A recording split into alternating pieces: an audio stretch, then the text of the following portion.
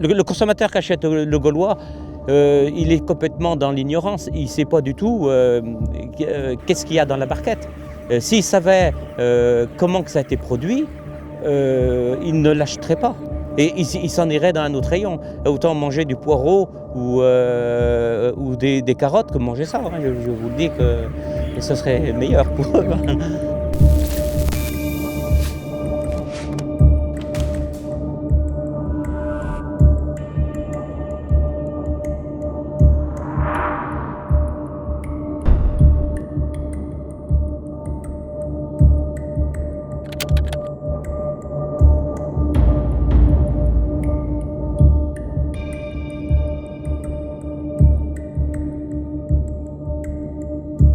Je suis un éleveur de Vendée, j'ai 36 ans de métier de volaille, donc je connais toute la volaille de A à Z. J'étais très bon éleveur, j'avais des très bonnes performances. Alors là je suis vide depuis 3 ans et demi, sachant que je veux faire de l'élevage raisonné. La coopérative comme Terrena et le groupe LDC, avec tous ces opérateurs, m'imposent de produire de l'élevage plus intensif encore.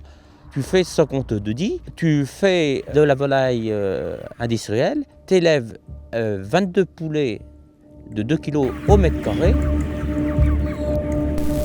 Un poulet de 2 kg, on l'élève sur une feuille A4. Et moi, je voulais repartir sur un élevage raisonné de 10 à 11 poulets au mètre carré. Quand je vois 22 poulets au mètre carré, c'est inacceptable. Inacceptable. En mettant 22 poulets au mètre carré, ils n'ont pas d'espace pour vivre. Il y a beaucoup de poulets qui boivent mal, qui s'alimentent mal.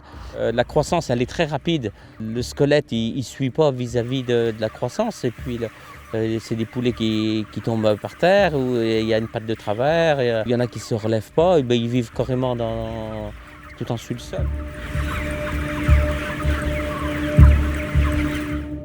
Ils sortent des quantités énormes de viande. L'argent s'en va tout dans l'amortissement des bâtiments et l'éleveur n'a pas de revenus et même il est déficitaire. Et les éleveurs ils sont endettés, ils sortent beaucoup de viande, mais l'éleveur n'a pas de revenus. Les gens ils sont attachés à Made in France parce que ils croient que au niveau de la France quand même c'est une bonne réputation, c'est du sérieux.